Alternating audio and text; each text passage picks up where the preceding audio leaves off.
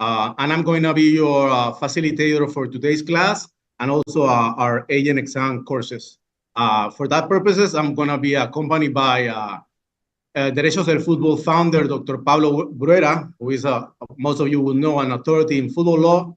And of course, last but certainly not least, Mr. Daniel Rodriguez, who is our IT genius, who's going to be helping us in regards to any IT-related necessities we may have in this class and also throughout the course. And an important thing to notice is Daniel will help us or will help you guys in any other necessities you may have in pertaining the use of the FIFA AN platform. So that's very important to know. Okay, like it was explained in our reels, this course is designed to prepare you to take the FIFA exam, agent exam, but not only to take it, we mean, and it's our main objective, and we're gonna be very emphatic about this. Our objective is to help you pass that exam, ace that exam. We want you to be licensed football agents, make no mistake about it. And we have implemented a methodology that we're gonna explain in a few minutes. That's the way we plan to achieve this goal. So that being said, what's the exam about, right? Most of you might know, but some of you may not. The exam is the multiple choice test. Yeah, it's going to be 20 questions. You got to get 15 right in order to pass. That's 75% of the questions. And it's gonna you have an hour to finish that exam. So we have about 3 minutes in average to answer each question. So with the help of our friends in Derechos del Fútbol, we had identified for the purposes of our courses and 3 different type of questions in the exams. The quick ones, those are the ones that you will know by heart, and you will probably be able to answer the questions. That being said, we strongly suggest that you pay special attention to each question really carefully before you answer. Why? Because sometimes you may have a question that straight out tells you there's only one answer. You may have questions that tell you that there can be multiple answers that are correct. And you may have questions that they don't tell you what to expect. So you need to get familiar and have in-depth knowledge of each of the regulations in order to answer those quick questions also. So read carefully also, guys, always. Sorry. So then we got what we call the questions that if you're like me, I was telling Paulo, I got a great memory. It's only short, right? So it's an open book exam. You're allowed to have the relevant regulations for you to look in during the exam. But then again, you will see from our methodology, we're gonna have to go in depth into the regulations in order for you to pinpoint precisely and very fast where the pertinent information regarding that question is. It's because we cannot lose time just looking around and seeing where it's going to be. We need to know where to locate them, and we're gonna help you with that. And then we got what we call, for lack of a better term, or English, I don't know, trick questions. Trick questions, yeah. I mean, I got no explanation why FIFA makes these questions. I think they are just meant to make the exam harder, right? So we have prepared a number of questions ourselves. We have some from previous exams, and we have prepared some questions ourselves, trying to simulate how FIFA asks questions in this manner for you to be more prepared in order to take that exam. So that's the FIFA exam, right? What's our methodology? Well, like it was said before, we're going to have detailed studying of all pertinent and relevant regulations that are going to be you're going to be tested on in the exam. But we're going to make special emphasis in 2 regulations. That would be this FIFA football agent regulations that will, and also the RSTP, the regulation on the status and transfer of players. Why? Also from information gathered, sorry again, guys. Also from the information gathered by our friends in Derechos del Fútbol, we have found out that about 75% questions in the exam come from these 2 regulations. That is not to say that we won't go through the other ones in detail also, because we got questions also that need to be answered from those regulations. But we feel very comfortable that with this proportion, identify we're going to be able to, maximize efforts in your study efforts again. Then again, this information is also backed up by FIFA reports that says that's around the percentage of the questions that are being asked. So that's our methodology. But also you need to know that there are going to be 15 classes during the course. Each class is going to be at least 1 hour and 30 minutes, right? And at the end of each one of the regulations, we're going to go to a series of questions and answers. We have gathered almost 200 from previous exams and the ones we have prepared simulating FIFA for you to train, right? And I think the most valuable asset here at Football Council that we can offer you guys is basically, guys, I mean, you will have access to our videos for you to see and study in your own time. But guys, this is not a video. This is live. You got me to answer or try to answer most of your questions, but you got Dr. Pablo Bruera here. Take advantage of that experience, guys. We are here for you. We're not only here in this live session, we're not only here with the videos because we're not selling you a package. We want to take you the whole 9 yards through the process in order for you guys to ace that exam, to pass that exam, so you can text us via WhatsApp, Instagram, social media, email, call us. Guys, we got your back. Because it's very tempting with all this, support that we're giving you to say, oh, you know what? Already know. No, guys. You need to study hard, and we're going to help you every step of the way to, answer all your doubts, your questions, give you tips, also set out strategies in order to do that exam and to ace it again, guys. But you need to do the work also. So that being said, sorry, I mean, we're going to go through all this trouble studying. So what are the benefits of becoming a FIFA agent, right? Because I'm going to be regulated. And I won't lie to you guys, you're going to be regulated by FIFA. Make no mistake about it. That's not a bad thing because the counterparty is going to be regulated also. So we all going to know who each other are, right? There's no hidden agenda here, at least in theory, because I subscribe myself to the idea that I conduct myself professionally and ethically because I hold myself to that standard. FIFA's just pointing it out, but I hold myself. When nobody's watching, I'm keeping that standard also, right? So what are the benefits of having a FIFA agent license? Well, first of all, it enables you to work worldwide in all the 211 member associations of FIFA, and you will have clients in all of those associations. It's a global license, guys. It's global. So you're going to have what? You're going to have access to engage and be engaged by clubs, federations, leagues, players. I mean, a whole bunch of opportunities there. And at that, you're going to be able to access professional or amateur clubs, professional or amateur players, coaches, you name it. There's a broad spectrum. It's a very exciting time to try to become a FIFA agent. It's better start now that the movement is starting than later on, right? And I think one of the most innovative aspects of these regulations is the possibility, even though it's not mandatory, that you have the possibility to access the football tribunal, in particular the agent chamber, which is a specialized mechanism for dispute resolution in regards to relationship between the agents and its clients. You can always go to the national courts, but I can assure you, most of the time, you will have a more expedite and rapid resolution of your dispute, and without a doubt, it's going to be specialized for the world football. So that's very important. Agents didn't have that. You need a license to have that. So that's very important. And that's in regard to the agent football services. We're going to talk about the other services, okay, that you can also provide to your clients. And finally, these other services are very important. It's a new concept developed by FIFA.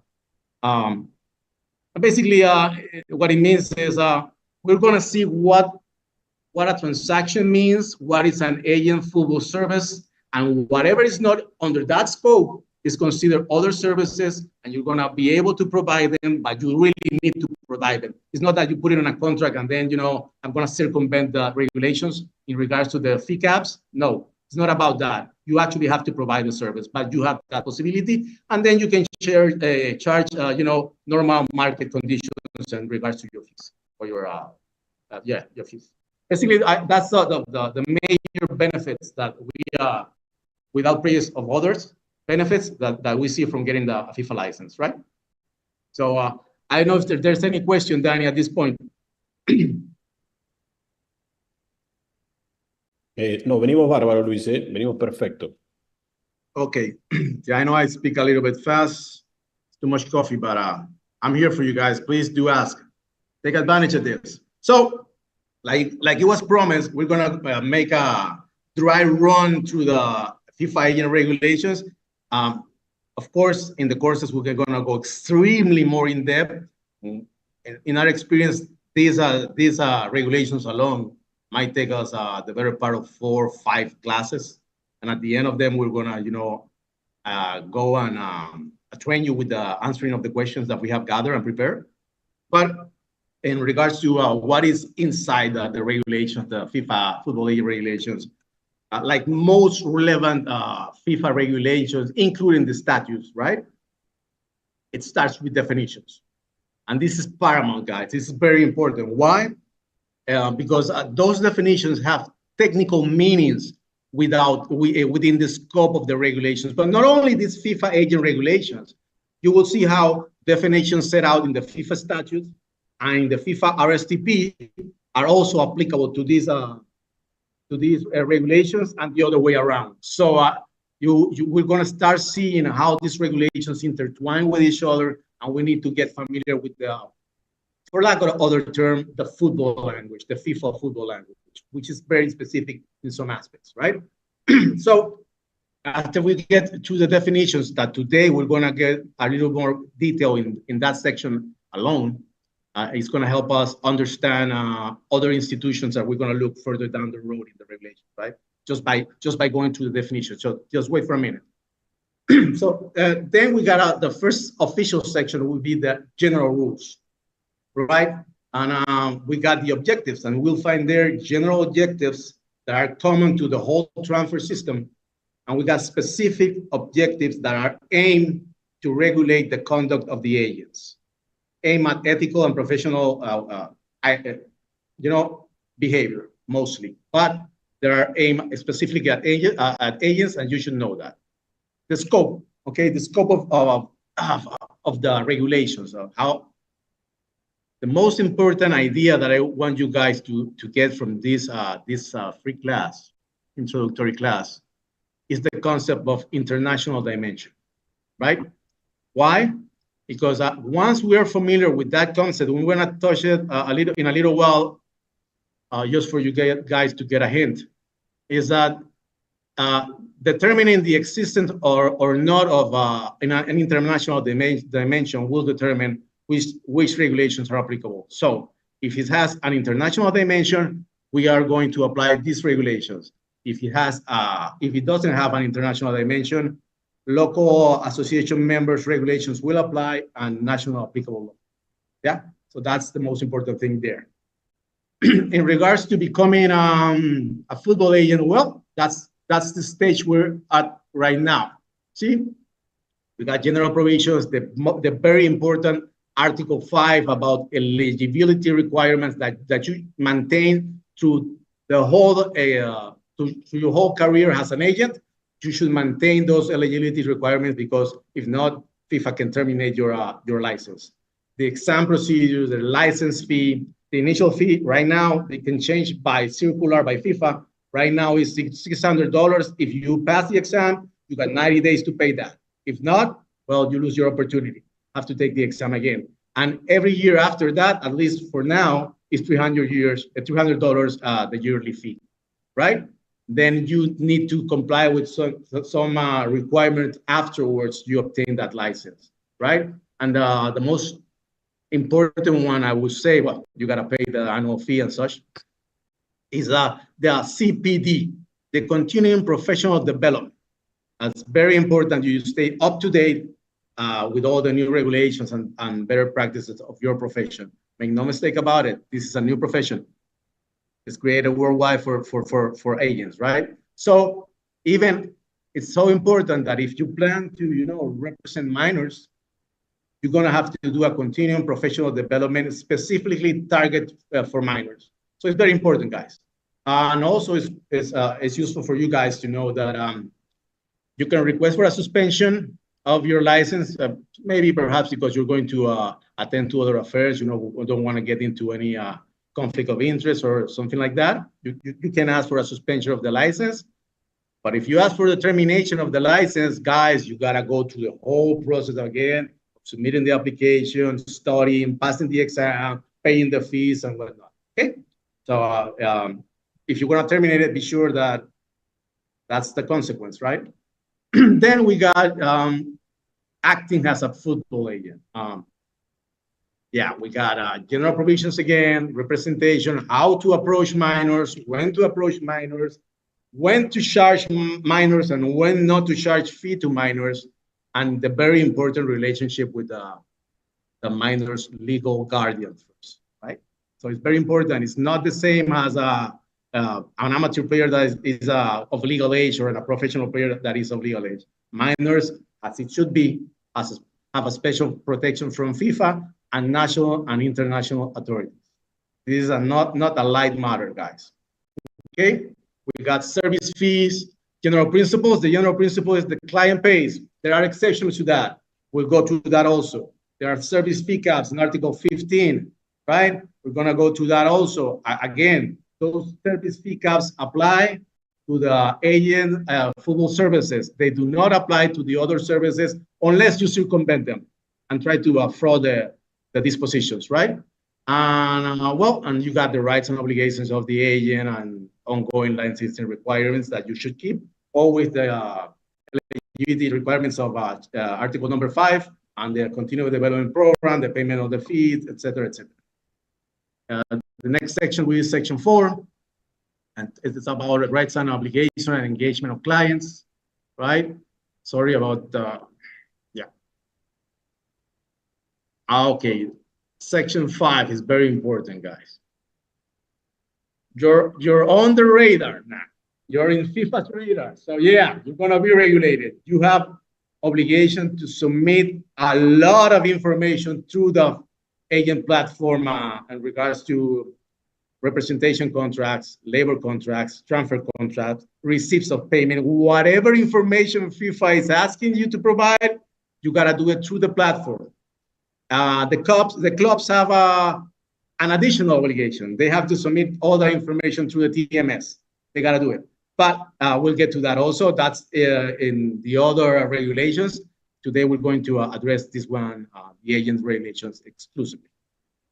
And then I'm going a little fast because there's a lot of material, guys, to cover. So I hope you can understand. I apologize for that.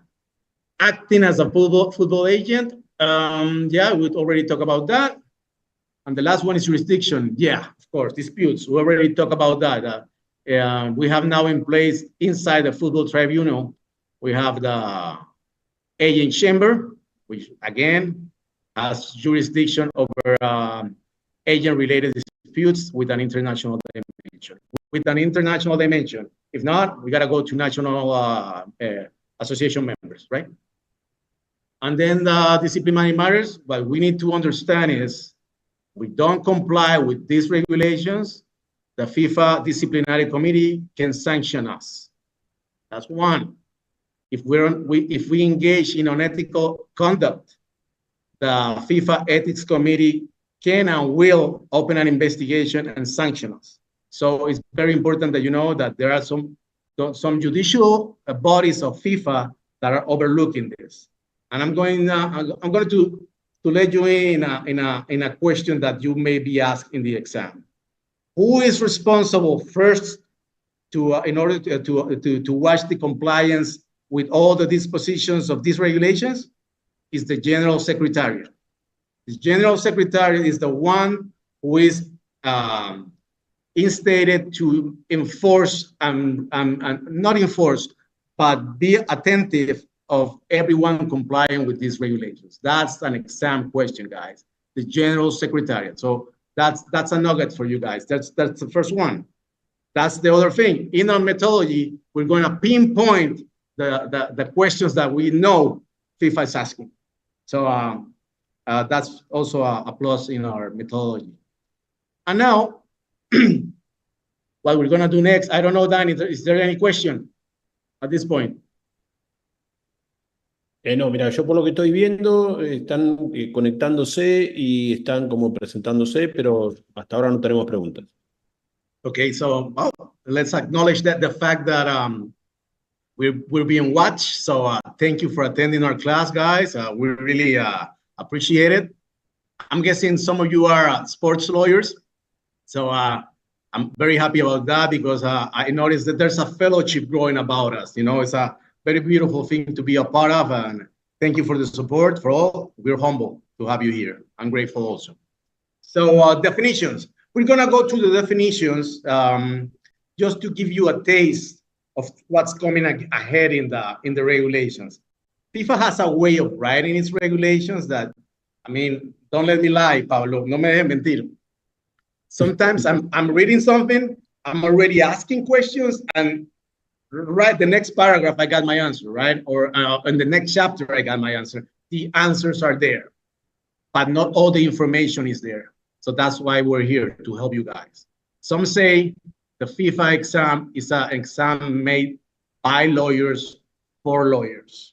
We are lawyers specialized in sport law and football law at that. And we are very confident, very humble, but very confident that we can help you pass this exam, guys. So important to know what we say at the beginning. The other definitions set out in the other regulations, particularly the statutes and the RSTP, you need to understand in order to study these regulations, and the other way around. Okay, they intertwine together. They're no isolated. So right off the bat, we'll see a reading for the definition of agency. So agency is an organization, entity, firm, or private company retaining, comprising, employing, or otherwise acting as a vehicle for the business affairs of one or more football agents. Okay, that would be it, right? Well, no. What FIFA is telling us here is you can organize yourself in any manner, shape, or form that you may want, legal form, of course, and you can do it alone, or you can do it in association with other FIFA agents.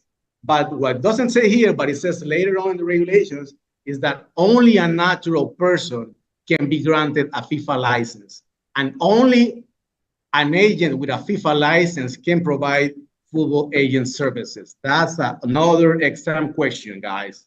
Only a natural person. So if I'm an agent and I have an agency and I have some people working for me and they're not agents, guess what?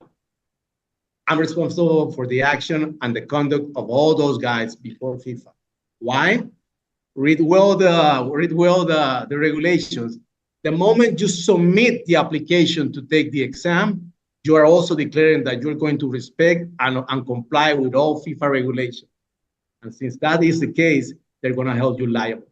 And then we have the disciplinary committee, the ethics committee, and whatnot, following us and opening us an investigation. Okay. So once again, the one responsible for all the activities in the agency are the ones with a FIFA license. Okay. Approach. Yeah.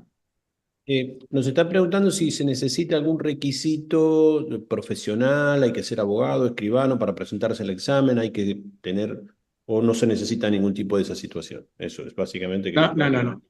That's the beauty of it. No, you require no previous professional background or anything like that. You do have to comply with Article 5 eligibility requirements that pertain to if you've been criminally convicted and stuff like that, But other than that, no. Not even languages. You don't have to have a particular know a particular language fluently in order to take the exam, English, for example. But in a practical manner, you should know that the exams will be taken in English, Spanish, and French. So until another language opens up, in practice, you will need to know one of these languages, right? Okay, but no, answering that question, no previous professional background at all. Excellent.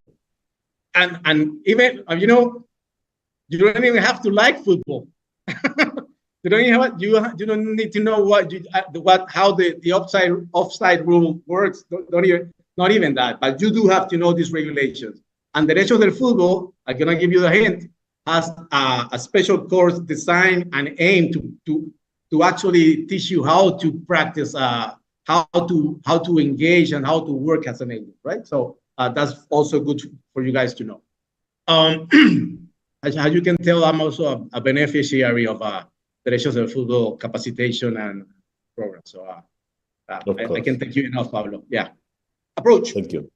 Okay, the approach is very important because an agent cannot approach a potential client that has an exclusivity representation agreement with another agent. You can do that within the 2 months prior to the termination of that agreement, and that's the exception. But in general terms, you cannot do that. So this is what FIFA understands is an approach. And if you don't do it in the manner as prescribed in the regulations, again, you're going to be liable to sanctions. Approach. 1, there are 3 scenarios, right? 1, any physical in-person contact or contact by any means of electronic communication with a client. That includes WhatsApp, Instagram, X, email. If you do it with the intent to offer football agent services, maybe it's your friend and that's it. Hey, nice goal. That's not an approach, of course, right? It had to be the intent to engage, right? So number 2, any direct or indirect contact with another person or organization linked to a client. And for the avoidance of doubt, FIFA gives you an example, such as a family member or a friend. If you contact a family member or a friend with the intent to offer the services, that's an approach. And lastly, if you use another person to do what we just said in the other 2 examples, that's also an approach. That is in FIFA wording, any action when a football agent uses or directs another person or organization to contact a client on their behalf in the manner described in 1 or 2 above, it's also an approach. And we already explained the importance of this concept. If we don't approach correctly, we're gonna be liable for sanctions, right? Okay, client. It doesn't define client, but it tells you who your client is. Can be member associations, clubs, players, coaches, or single entity leagues that may engage a football agent to provide football agent services. Again, we're gonna study right away what are football agent services, but first we gotta know what an agent is, right? So let's go down, because we cannot talk about what a connected football agent is if we don't know what an agent is, right? So a football agent, see, easy. It's a natural person, not a legal entity. It's a natural person licensed by FIFA to perform football agent services. This is a question for the exam. Only a natural person can be the beneficiary of a license issued by FIFA to become an agent, okay? And only a licensed agent can provide football agent services, only with the license. Or even approach to engage a client. Very important. If you're not a football agent, you cannot even approach one, not to provide services. You can have people in your agency do the administrative work, like to schedule the hour you're gonna meet up and stuff like that, but not the contact, not the approach, guys, okay? So la licencia te la dan por tiempo indefinido, ¿no es cierto? Están preguntando si hay 5 años, 6, no, indefinido. You got no term of the direction of the license, but you do have to, you know, every year comply with the requirements of FIFA in order to have the license in good standing, okay? Valid and in good standing. The process is, I won't get into detail, but you will get a warning that you are suspended. And it depends on the case. They might turn it over to the disciplinary committee, or they'll give you a time to comply with. And that time is, I guess, if my memory doesn't fail, is 60 days to comply with regulations. Okay? But that's a great question. Thank you, Paulo. So we have football agent, and I'm going to read it again. It says, it's a natural person licensed by FIFA to perform football agent services. So we've got to know what are football agent services, because that's going to be our bread and butter. That's what we're going to do, right? That's what is regulated within this framework, the football agent services. And it's as follows. Are football-related services performed for or on behalf of a client, including any negotiation, communication, relating or preparatory to the same or other related activity with the purpose, objective, and or intention of concluding a transaction. And we gotta know what a transaction is. But let me stop here right now. Sorry, guys, I got cut on now. I talk a lot. Ask me questions, guys, because just talking takes a toll. So, but I do it gladly. I'm just teasing you guys. So, first thing, they have to be football-related services. Football-related services. That's why they say they define transactions and what the examples they put, the cases they put in the transaction, those are the football-related services that an agent can do. So they have to be football-related services performed or on behalf of the client, and this is paramount. This is one of the most important principles that govern the relationship between a client and an agent. An agent has a fiduciary duty and responsibility to always look out for the best interests of their clients. And that's non-negotiable. That's non-negotiable at the regulation of FIFA level, and I'm pretty sure at most national applicable laws. I mean, you can get in trouble if you don't do it, right? Serious trouble. So, well, and then those services, those football-related services, have to have the intention, the objective to conclude a transaction. Let's see what a transaction means in the context of the regulations. This is what basically this is the job of the FIFA agent. This is the substance. This is what you can do. And this is also subject to the cap limits in Article 15.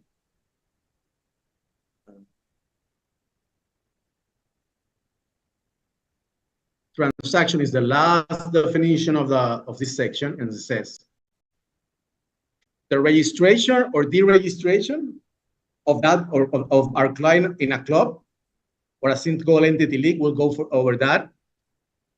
All right, same here, but the employment of a coach with a club, single entity league, and they add a member association. Another nugget, guys.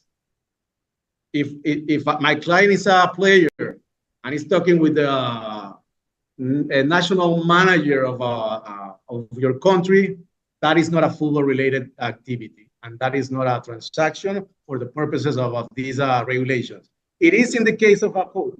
It's not in the case of player. Okay, that's important, and that's a question of the exam, maybe a trick one at that. So, the employment of a coach with a club, single entity league, or a member association, the transfer of the registration of a player from one club to another. The classic example would be if it's a club, sorry, Paulo, a player from Boca Juniors, right, in Argentina, and it's a crack, right, goes to Real Madrid, which is my team, right? That's an international transfer. If you work as an intermediary in that as an agent, that's understood as a transaction, right? Okay. And then, and I remember the Gago case. I like him, you know. and then the creation, termination, or variation of an individual's terms of employment. If you negotiate as an agent on behalf of your client a contract, a modification or variation of that contract, or the early termination, negotiated early termination. If you force your client to breach contract and terminate it, you are liable also on your client too, right? And that means big money, right? And aside from the sporting sanctions, the suspensions and stuff, we don't want to do that. You cannot force anyone or induce anyone to breach a contract.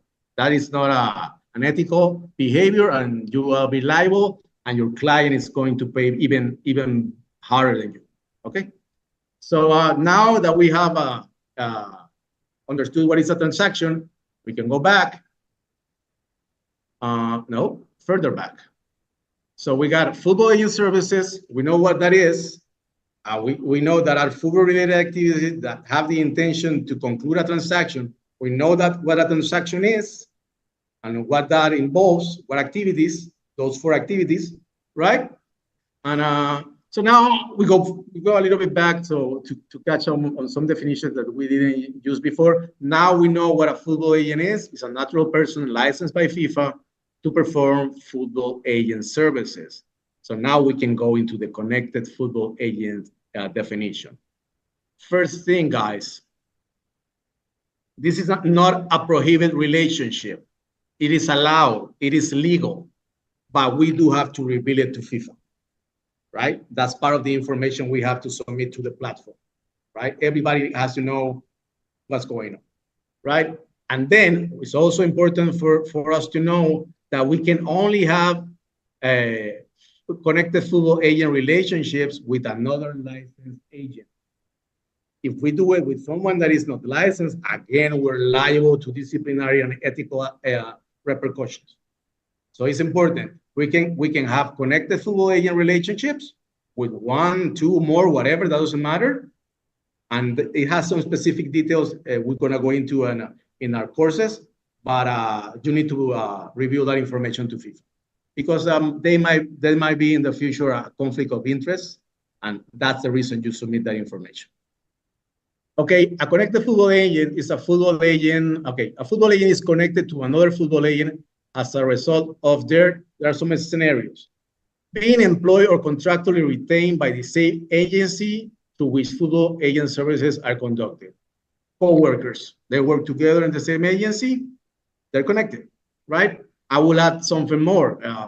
If one agent is the employer and the other is the employee, or the other way around, it's a connected football agent relationship. So be careful. That might be a question, a trick question, because it's not expressly in the regulations, but I mean, it's only logical, right?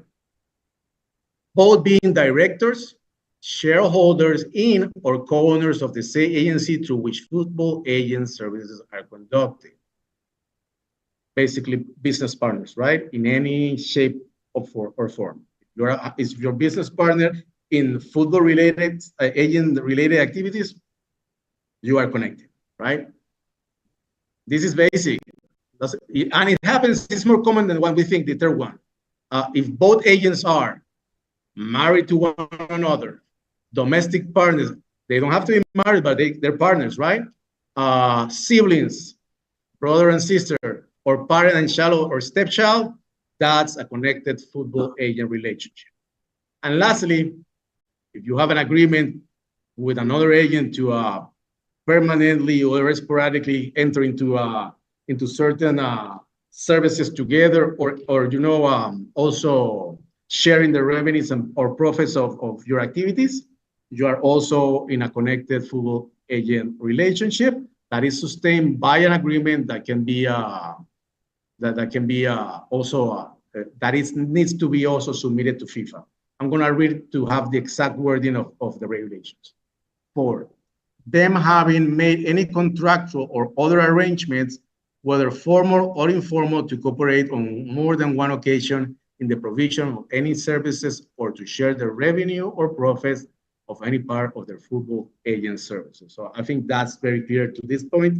Up to this point, any more questions, Pablo or Dani? Estamos bien, estamos muy bien. Estamos okay. Tranquilos. So now we got engaging entity. It's a club, a member association, or a single entity league that may engage a player or coach. Let's study this one with the releasing entity. This engaging entity, a club, member. So that's the engaging entity. And we got the releasing entity right here. It's also a club, a member association, or a single entity that a player or coach is leaving to be employed and or registered by an engaging party. So remember, we're in the world of the international dimension. So again, the example is the same. The releasing entity is in the case of a player, the club that the player is leaving, and the engaging entity would be the club of destination where the player or the coach is going to work or play. So, but basically that's the explanation.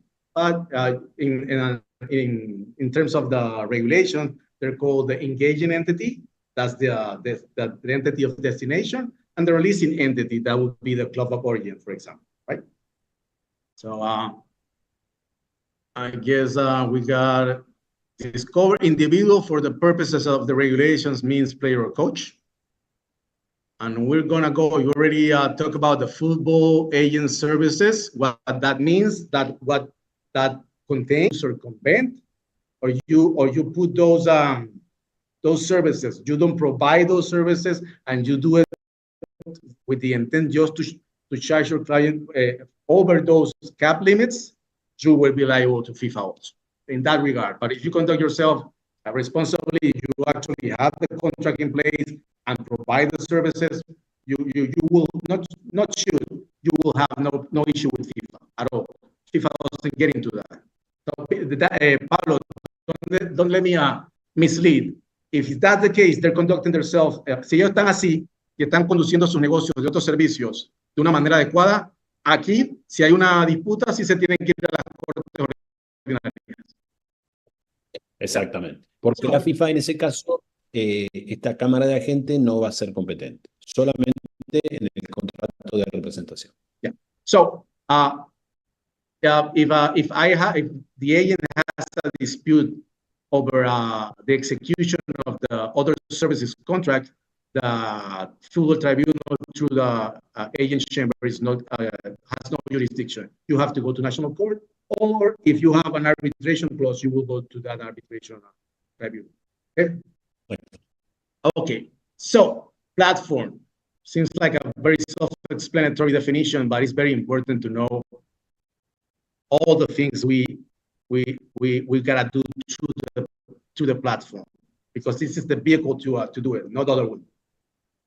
Platform is the digital platform operated by FIFA through which, one, the licensing process is conducted, this process. The dispute resolution process is conducted to the football tribunal.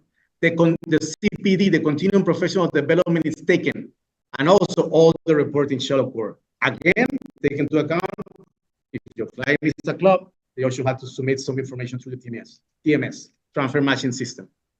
Okay, we're gonna pass the regulations. This definition, guys, is paramount. Remuneration, right? Okay, first of all, it pertains to the remuneration of our client, not the agents, right? The definition of remuneration is remuneration of the client. Why is relevant? Well, it's relevant because we want to get for our client the best remuneration possible because of that fiduciary duty. Secondly, because we're going to charge our fees from that remuneration concept. Anything that is not in that consider remuneration, we cannot charge our fees. Okay, that's important. So we got to understand what remuneration means in order to know what we're charging, what we can charge or not to our client. And it only applies again to football agent services. Okay, we got gross. The definition is gross financial compensation for employment set out in a negotiated employment contract, which includes base salary, any sign-on fee, and any amount payable if certain conditions are fulfilled. Avoidance of doubt, any future transfer compensation, we'll get into this. Any future transfer compensation agreed to, and any non-salary benefits, such as the provision of vehicle, accommodation, or telephony services, are not considered in the calculation of the gross financial compensation. Wow, even reading it is it's long, right? But it's very important. Okay. First of all, take into consideration is the gross financial compensation. It's not the net one. It's the gross one, you know, before deductions of any type, right? And then it will include base salary and any, if they pay you money to sign, or if you have some payments due, if certain conditions are met.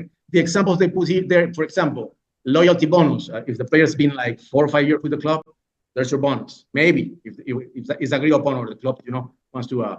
But it has to be negotiated by the agent, right? Performance bonus. If you play at a certain amount of games, if you score a certain amount of goals, if the club reaches a certain stage or passes it, maybe bonuses, and the agent, if negotiated, it might be entitled to those fees also. Okay. Be careful with this.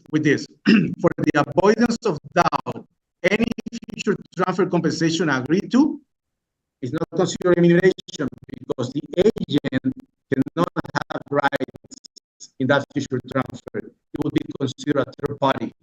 And again, it might be liable and in breach of Articles 18bis and 18ter of the RSTP pertaining to third-party ownership and third-party interest. Again, see, we need to understand how these regulations work together. Yeah? And well, if we are not able to have the counterparty paying money, the value of the vehicle, the telephony services, the accommodations, we are not able to do that, then we cannot apply the percentages to that because it wouldn't be considered remuneration. This definition is of the utmost importance, guys, okay? Okay, we got, this is okay, sorry. Oh, I got this definition that okay, I will go back to interest in a while. Yeah, I'm not backing down from that one, Paulo. We'll address interest. I think that's the most complex definition in the whole section. Representation agreement, right? Is a written agreement for the purpose of establishing a legal relationship to provide football agent service. Guys, this is very simple. What FIFA is telling us here is, if you don't have a written agreement, you don't have a client. Plain and simple. You need to have that representation agreement in writing. And I'll tell you one more. In a different document, an independent document, first of all, you have to, in writing, tell your client that he should take independent legal advice, and then you have to obtain from that client in a separate document that is not the contract, from the client that he has taken that independent legal advice or has waived that right in writing. That's a requirement, okay? But again, if you don't have a written agreement with your client, you don't have a client. Not at the eyes of FIFA. Addiction to the, okay? Or it's going to be very difficult. I don't want to maybe be a jurisprudence. Maybe you can. No, it's very, very new, the tribunal right now, the chamber right now. We don't know if maybe I'm getting out of topic, but maybe by putting it otherwise, you might. But the way it's written, you need to have a written contract. Aside from that, it is the best practice. Have a written contract, okay? Specify transaction, okay. Let me go back to interest, just to get that out of the way. This definition is very important because remember, one of the specific objectives of the regulations is to avoid or minimize conflict of interest. Yeah? If we enter into conflict of interest, again, we're going to be liable to disciplinary and ethical sanctions right? So let's see what FIFA means by interest. 1, any beneficial ownership of a legal person through which the relevant activities of those entities are conducted. Oh, listen to this. Except an ordinary and freely accessible, non-transferable personal membership entitled its owner to a single vote in a club affairs. Let me stop right there, guys. Okay. If you're a beneficial owner of an entity of any kind, it doesn't matter the proportion. It can be a small percentage. You have an interest, right? That's the most important. It might be shares, but it doesn't have to be by the way of shares. I mean, you just have to benefit from the operations of that company. That's a scenario. The exception that they're putting to that scenario, to that case, is basically when you're, we call it in Spanish, socio. Right? You buy yearly a membership to a club. That would give you the right to vote. But it also like gives you season tickets to the games, or first right for take pictures with the players. You've got no bearing on the decisions of the club. That's what that means, right? And then the second scenario is being in a position that may enable the exercise of a material, financial, commercial, administrative, managerial, or any other influence over the affairs of a natural or legal person, whether directly or indirectly, and whether formally or informally. Guys, if you can exert influence in the outcome and decisions of a natural person or a legal person, you got an interest, and you don't have to be the beneficial, So you might be an agent, but you cannot do that, right? And there are other limits to agents in regard to conflict of interest that we will see later on. But this is the definition, the broad definition that FIFA needs and wants us to understand. This is an interest, and how we can enter into a conflict of interest, right? So that's we're coming to the end of today's class. And we're going to go over single entity league and specified transaction. Okay?